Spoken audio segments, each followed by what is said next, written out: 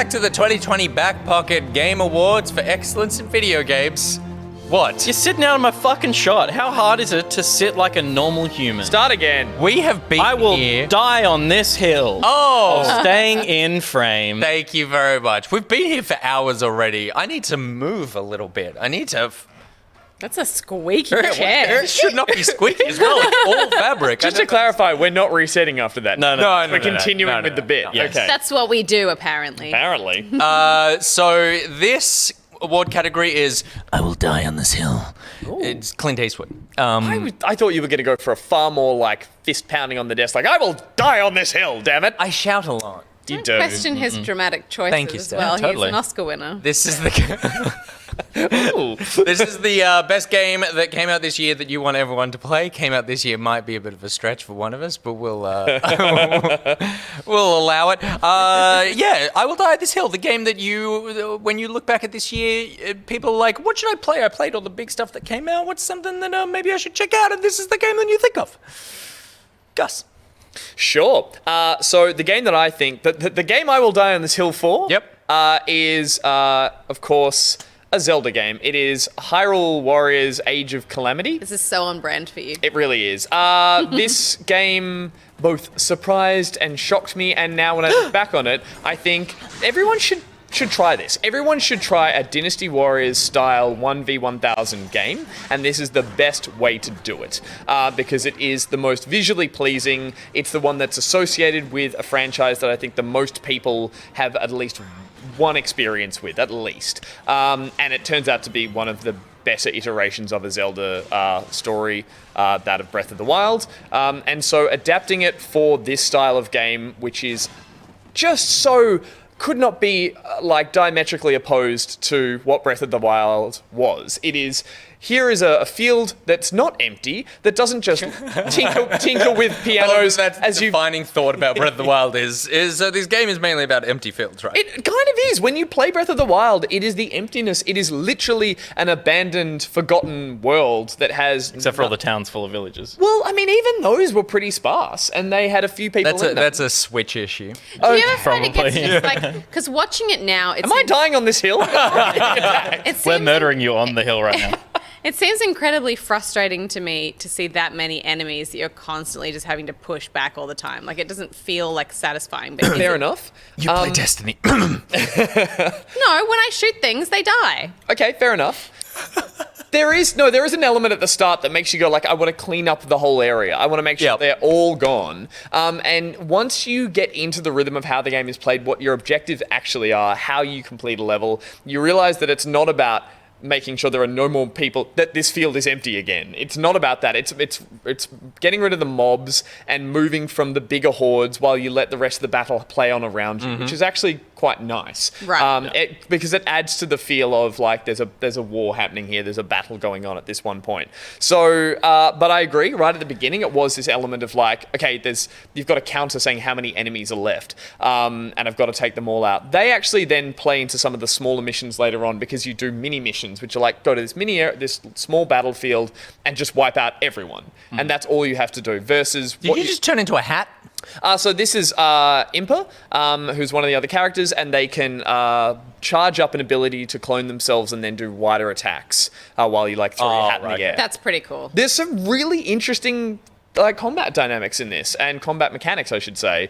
And it's been really fascinating to unlock them. I mentioned in a previous episode, it's a great way that you can then experience the story with other characters that only got cameos in the previous game. Whether or not the Zelda games need that, I don't think so. They didn't need this game, but it's a hell of a lot of fun to play, and I will die on this hill. All right. That's how I'm going to finish all of these. Yeah. I would say the best way to play a game like this, like a Dynasty Warriors game, is when it comes for free on a CD in your cereal. And that's the only time I would ever encourage That's how to play we one both of these played a games. demo of Dynasty Warriors game at one stage and went, this is interesting. Great work, you made it. It's not my kind of game. I was like, Yeah. I implore you to play this. I have seen a lot of people saying it runs terribly because of the Switch. I'm impressed by how well it can put up with everything. You put up with too much shit on the Switch. You though. do. It's like Doom at 12 frames was fine. Totally. Yeah. So this is just like silky smooth. I mean, I am watching this, and there is a lot of like, oh, this is a beautiful empty field. Take one step, and 60 enemies just appear out of nowhere. It's like, oh, right. You're right. On face value, everything you see here, even when you put the beautiful painterly aesthetic aside, when you see the gameplay, it turns people off, and it almost turned me off entirely as well. It made me think, I don't want to play this game. And yeah, it is the gameplay itself that, when you boil it down to it, is just really addictive, and it drags you through these worlds, kicking and screaming, and I had a lot of fun with it. A lot of your games in these awards are on my list, Spiritfarer, and then this as well. I've got the demo on my Switch. I'm going to check it out, and if I enjoy it, I am going to... Oh yeah, we made a point of that before as well, but there is a free demo, I think is still there, that lets you at least do like the first opening area, a couple of missions, and then you can carry your save into the full game, something I think almost every game should do. Yeah. It's a great way to sort of get your feet wet and then get into it. That's So, the modern version of the CD in the cereal box. The Totally. serial demo. I will die on this hill. I love this game. Good hill. Let me tell you my God. about a little game called Paradise Killer. Now, my love for these kinds of games is well documented. Mm-hmm. It took me a while to get into these kinds of games in my gaming career. What is it about? God. It's a murder mystery. And so this is part of the reason that I will die on this. You're searching for the Paradise Killer? I don't want to have to go too deep into what. Don't But ask yes, follow-up but you question. you are searching for a killer. Who is this guy? I guarantee you, Stop, please. I guarantee you, no one who's watching this is interested in playing it all. They want to see Nick play it, and that's it. That is it. So the thing about these games, and when I say these games, it's not really a genre, but it's very weird, usually indie, puzzle, murder, Dark undertones, like over like a lighter aesthetic a lot of the time. Yep, Like, absurd, often Japanese, and puzzly, sort of bizarre games. So the thing that I think is and I love these kinds of games. It took me ages to get into them because they are so awful in so many ways. And it is like you need to trudge through all the awful to get to... Most of them have stories that if I sat down and told you the story, you'd be like, holy shit, that sounds awesome. Like there are so many twists and whatever. But it's like to get to those gold nuggets, you have to just slog through so much stuff. Paradise Killer, if you want your entry into this weird genre of games, Paradise Killer is it. It is a shorter experience. It is stylish as fuck. It is a murder mystery at its core. It's kind of like, even though everything in the world is very absurd, it's very easy to go like, I understand what I'm trying to do here. Just pause for a second. The aesthetic of the game and you are identical right now. Yes, totally. Look at that. 100%. No wonder you like framing, it. the purple, It's like the yellow, the the tones cardigan. across the whole thing are Yeah. identical. No, it's just, oh my God, it's so good. He's the Paradise Killer. But the reason that I think that this is the game to get into, and this is going to be a weird thing to say, and I'm sure it will be misconstrued by some people. This is not made by a Japanese developer, and a lot of these games generally are. This is made by two devs in the UK. So what it doesn't have, that a lot of these games have, which is the real slog, is the repetition. So Okay. many of these Yeah. games, and it's the same with JRPGs.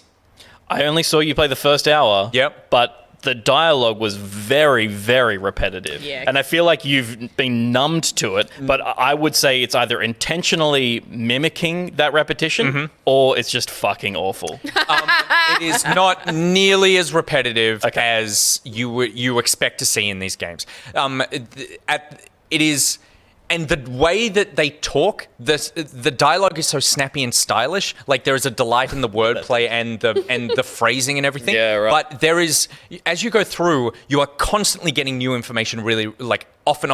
And in these games, it's often like you have a 5-minute conversation with someone where they just keep telling you the same thing 10 times in 10 different ways.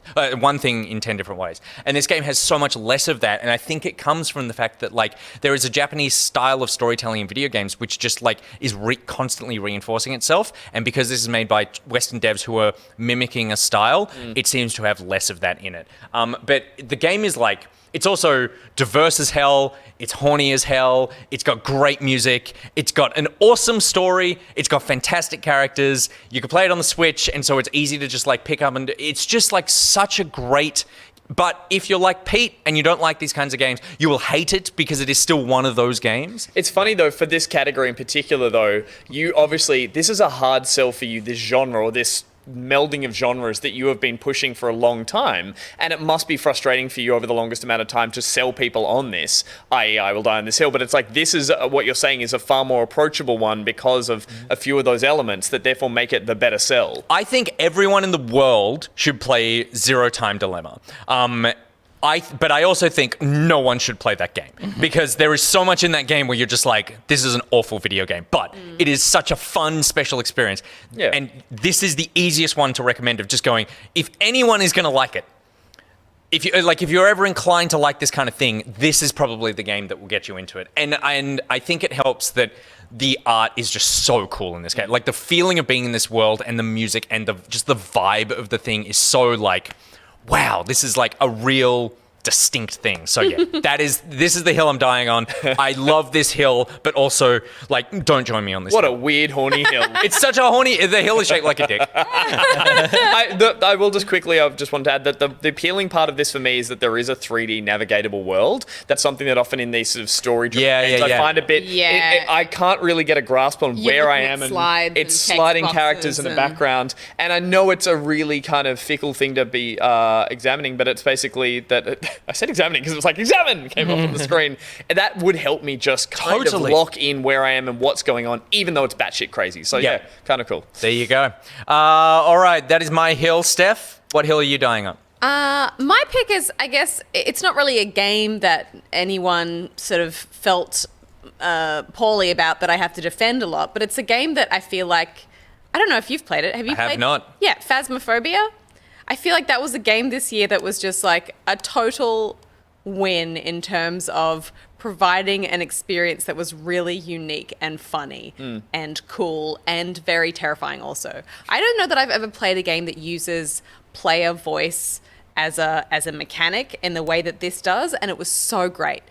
We've talked about it on the show before, but basically you're sort of teamed up with a group of other ghost hunters, and you have to go into these houses and using certain clues identify what type of ghost is haunting that house before it kills all of you. And typically, we use Discord when we're playing online multiplayer games, but you're encouraged to not use Discord and use the in-game chat for this because there's proximity chat and then you can talk over a radio as well when you get separated from each other. And that as a mechanic made it so funny because you'd hear people talking and then all of a sudden that somebody would scream and then their voice would cut out and that meant that they'd been murdered by the ghost. And that was so terrifying if you were like somewhere else in the house and you're like freaking out and you're trying to run away. It's like, oh shit, he's coming for it. Yeah. Or somebody would say, hang on, wait, no, hang on, no. And it was great. Or at one point when I was playing with Barjo, and also I think he was playing with Mark from Auntie Donna's as well in our group. He and Mark were having a fight, didn't they? They had a fight in the van parked outside over leadership. And I was with Tom inside and we were just trying to focus on how to get us out of there and solve the puzzle of what kind of ghost it was. But because it's proximity chat, we could just hear their voices faintly going, no, I feel like you're always undermining my leadership. And it's just like really faintly in the background. It was so funny. It was so funny. And like, it's kind of janky and weird and sometimes it doesn't quite work, but all of that kind of it's one of those things where it just adds to the joy of it because like, it is exactly the amount of like, polish and graphical fidelity that you want from this specific experience. Yeah, you're if right. that makes sense. Like No, it's almost like, as we've said with previous games in this, it's like it's how to sell this to people. And if you showed people the gameplay or just the visual aspect of it, Yeah. I can see a lot of people, and even myself included, going like, this kind of looks a bit shit. Yeah. But then when you spell it out with both the anecdotally what's happened to you and all those mechanics in terms of like how to lure ghosts using voice proximity, it's like, Yeah. holy shit, there's so much more to this game in the way that it actually plays. And Yeah. that's the selling point. And somehow it manages to feel so immersive because of that voice element, because you're standing in a room and you're trying to aggravate the voice by saying certain things.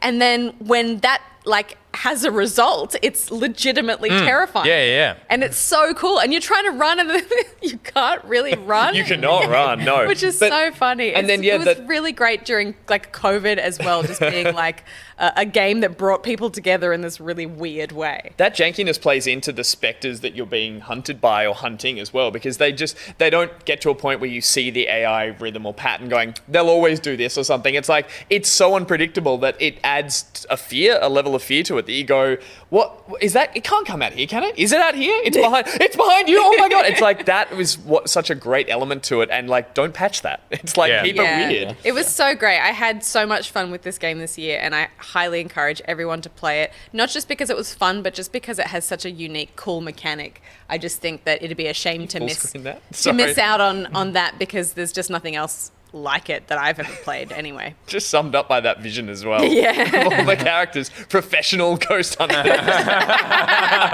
Taking photos of each other. Great. That's it. No, it's a good hill to die on, and dying is appropriate for this game, so that was True. And I died many times. Peter Burns, your Yes, hill. I'm the aforementioned, not really a release this year, but kind of. I'm gonna try and justify it. So, you guys know I'm a big Halo fan, and the Halo Master Chief Collection has been a hill that I would refuse to die on for many years now.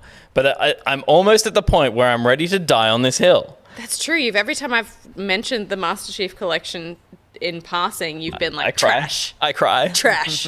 Bad netcode, like clunky implementation of like the menu system. Like everything about the game made it hard to play the game.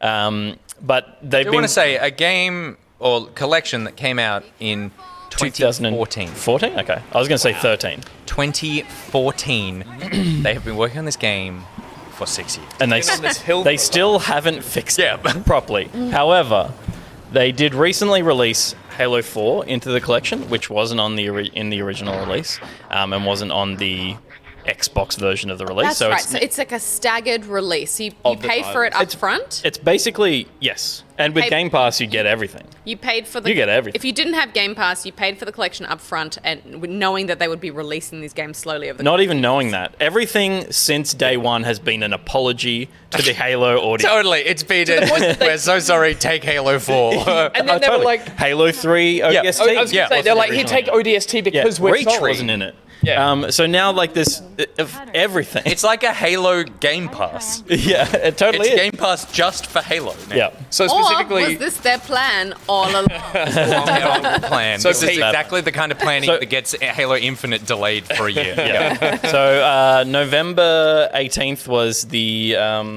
last big patch. It was the Halo 4 release, and along with it came crossplay and a bunch of like. Not necessarily just in this patch, but over the years since 2014, they've been trying to get their netcode working. It's the biggest challenge of it is still that there's just not a big player base, and with like peer-to-peer matchmaking, you're playing with people all over the place. The crossplay has made it now actually possible to find matches, and that's. Now all it's relying on is expanding the player base. Yeah, right. Because no one wants to play Halo 4 multiplayer. It sucks. Give me Halo 3 multiplayer, but give me enough people playing it across any platform, Xbox platform, that there's enough consistency to What it. am I looking at here? Let's bring it back. This is a single player from This is a single player for Halo 4. Okay, right. Yep. Which is... Yeah, obviously Halo 5 exists, but we don't talk about that. Halo 4 is kind of the first 343 game. Yeah. So the first Halo release after Bungie moved on to Destiny. But you want Halo and 3 other things. multiplayer. That's what you want people to be doing.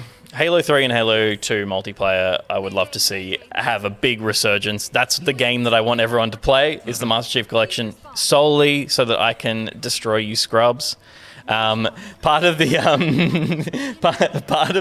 He's laughing, but he's so serious. I am Oh, serious. yeah. I am serious. Part of the disappointment of Destiny for me, and as much as I love playing Destiny and I'm playing it too much, but is that the multiplayer is a joke. Like the Crucible? Crucible is a joke. As far as like competitive multiplayer is concerned, play COD, don't play Destiny. It's so asymmetrical. It's so pay to win. It's a disaster. It's just like as long as I went in there looking for Halo. What's pay to win about it?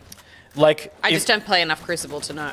well, if I hadn't bought the DLC, I wouldn't have specific guns that work really well in the game. Oh, of course. It's like it's so frustrating to get killed by something that you don't and can't own in the game. Particularly like this helmet. Like I have a helmet that I use in Crucible that like tags people when they shoot me, and I know where they are. And it's like, all right, well that's a huge advantage. Yeah. And it's like you can consider it a reasonably level playing field because everyone has their own millions of mods to choose from to make Crucible work for them in their own way.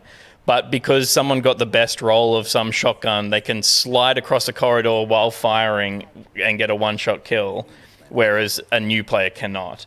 And what made Halo's multiplayer like brilliant, and obviously I'm talking about a relic of a multiplayer game now. It's like games are so much faster than Halo is. Like, but Quake is fast, and Halo was Quake for console, and it was all about symmetrical multiplayer with power-ups, and it was about communicating well with your team and timing power-ups, like making sure you're at the rocket spawn. Someone on your team is counting seconds for the rocket spawn. Yeah, They go, totally. Rockets are spawning in 20 seconds. Let's move to this position. And it was like a very tactical... Again, I'm talking about advanced versions of playing these things. Sure. You can absolutely have fun not doing that.